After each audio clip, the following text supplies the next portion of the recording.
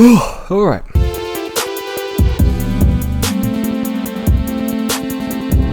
Everyone loves open world games. You, me, your neighbor Tony, we all fucking love them. Except for Jacob. Jacob doesn't like a lot of games. But then you remember Jacob likes Undertale, and technically, that's an open world game. So fuck you, Jacob. Open world games are like sandboxes. They make you feel like that little happy, sweet little kid you once were unless you were a spawn of Satan. And the best sandboxes are the ones that give you the best tools.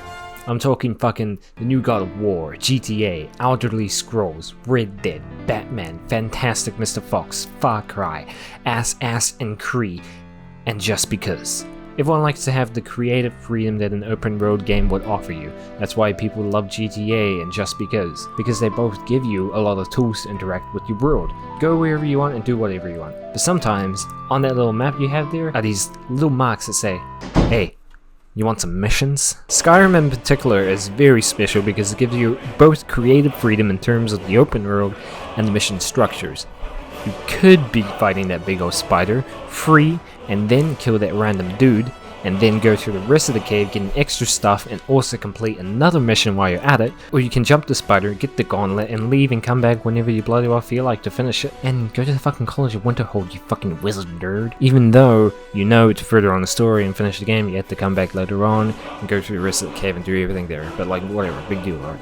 I remember back in my own Elder days taking a turn with my cousins and running around shooting random pedestrians and passing the controller each time you die in GTA 5 was sufficient enough to keep our dumb little baby smiles happy until my grandma gave us a lecture about terrorism.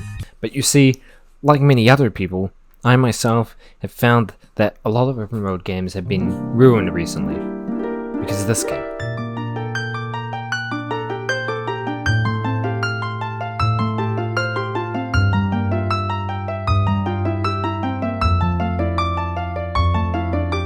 The Legend of Zelda Breathing Wild was a game observed under a skeptical eye, really since The Legend of Zelda Majora's Mask was released in the year early 2000. There really wasn't much thumbs up for the game series anymore. Sure, there were games like Wind Waker, Twilight Princess, Skyward Sword, and many others, but like, were they really everyone's favorites, much like the previous games? Nintendo was just coming out of their so-called dark ages when the Nintendo Switch was released, and for Nintendo to say, hey guys, we're going back to get inspiration from our first Zelda game. Everyone was like, yeah, sure, Nintendo. You see, I didn't exactly want this game when it came out, so when my hereby Western partner got the game and let me try it out, oh, I love to say it, but I loved it. The game starts off like this. You, the player, or Link, wake up. You pick up a couple of barrels and climb a wall and get a pretty cool fucking title sequence like this.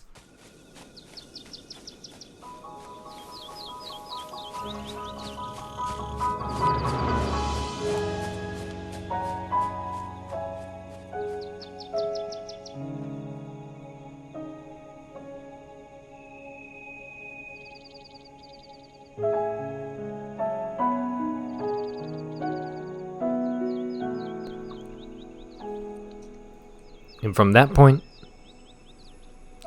you're fucked. The game literally doesn't fucking talk to you after this. After creating such an easy to learn and simple control scheme, the game gives this tiny title sequence to show you the whole world to explore, and literally says, fuck off and enjoy yourself. This is what I loved about the game. You're open to do whatever you want with no interruptions. Basically a true open world game. You can go off and do missions, but really all the game really asks you to do is to defeat Ganon. And you can do that from basically step 1 of the game. Seriously, go watch speedrunners or even people just trying it out. It's quite wild. Wild? I'm breathing? Breath of the Wild! From point A of the game, you're basically given what you really need to explore the world.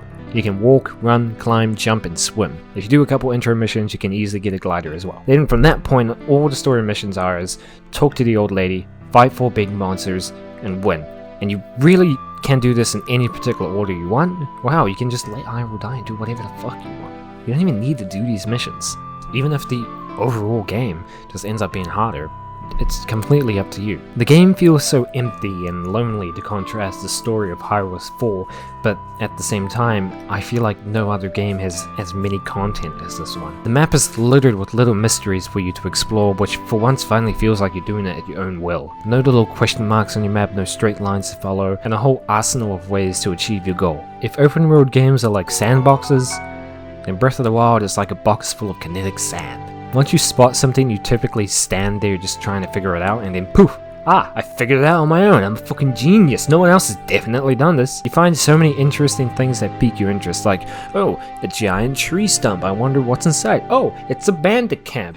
Oh, a giant temple under a bridge. I wonder what's inside. Oh, it's full of guardians. Oh, a village. I wonder what's inside. Only girls are allowed?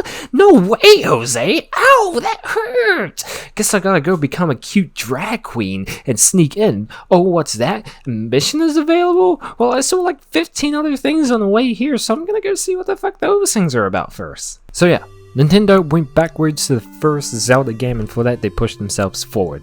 But they didn't stop there. You see, much like kinetic sand, everything is kind of in an interlocking pattern with the systematic environments. That way, everything can react in the way you'd expect them to. Simple things like, if you drop your sword, you can expect the bokoblins to pick up your sword and shout, "Bokoblin these nuts, bitch!" Or more advanced things, like, if it's raining, it's more difficult to climb, and being shot at isn't going to help, especially with your current small stamina bar.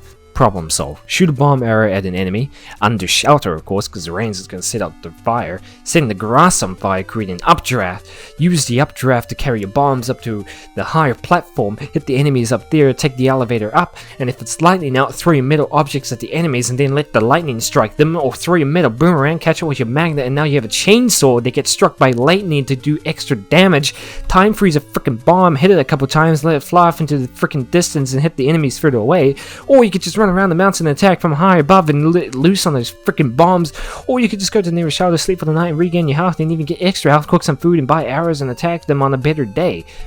Problem solved. You see, using the system of like ice, lightning, rain, water, fire, and earth and air makes up for an abomination of number of systematic stories. What I mean is, everyone can take down the same bandit camp, but all of you can have a different story and way on how to do that depending on how you play games and what your skill level is. Your kinetic sandbox is going to be majorly different to little Timmy's kinetic sandbox, because little Timmy doesn't know how to play fucking video games. But what's important is that you guys still in the end built the same castle in your own happy ways. What I'm saying is, it's basically Metal Gear Solid 5. Combine all these elements, like the traveling, Metal Gear Solid 5, mysteries, fighting, gorgeous visuals, gorgeous and lonely music to accompany you.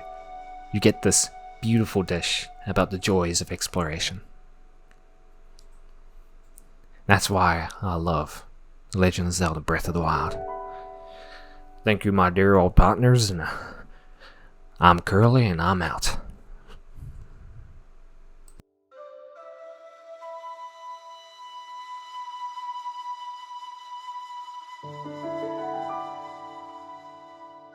I gotta do something again and again. Wow.